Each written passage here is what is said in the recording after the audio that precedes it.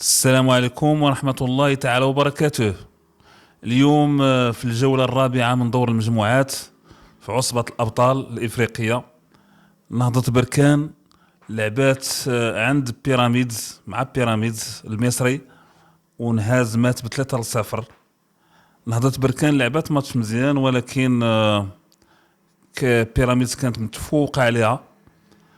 من بعد الجولة الثالثة بركان وبيراميدز كانوا كيتقاسموا الصف الأول ب7 نقاط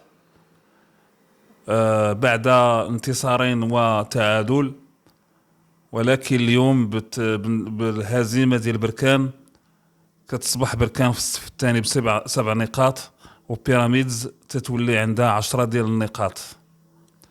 إذا بيراميدز 10 النقاط، بركان 7، باور ديناموز 4، وريفيرس يونايتد نقطة واحدة. وكاين فرق كبير ما بين الكاف والتشامبيونز ليغ. حقيقة فرق اللي في عصبة الأبطال راه فرق كبار وعندهم تجربة كبيرة، وماشي سهل باش تنتصر عليهم، وباش تسلم الدرجات خاصك سنوات باش يلاه تمتلك الخبرة باش تبقى تقدر تتأهل من دور المجموعات بسهولة، وتتأهل من دور الربوع، وتتأهل النصف. ماشي بالسهل. كنا كنشوفوا بأن الفروق الكبيرة ديالنا الوداد والرجاء والجيش يعني نوعا ما واحد شوية في الثمانينات. المهم الرجاء والوداد، ولا الوداد والرجاء هما الفروق اللي عندهم تمرسين على الصعيد الإفريقي.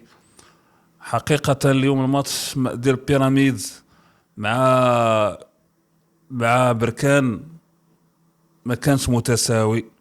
ضغطات يعني بيراميدز بكل قوة ديالها فرضت السيطرة ديالها، وبركان يعني حاولت درت الجهد كل ما عندها، ولكن كان فرق كبير، فرق شاسع. في غياب الحارس المحمدي اللي كان متميز، واللي كان يعني النقطة المضيئة بزاف حقيقة في بركان، ولكن دوماج الحارس الثاني ماشي في مستوى ديال المحمدي. المهم تنتمناو لنهضة بركان كامل التوفيق، وراه عندها كامل الحظوظ ديالها باش تدوز للدور الثاني ان شاء الله. شكرا والى اللقاء.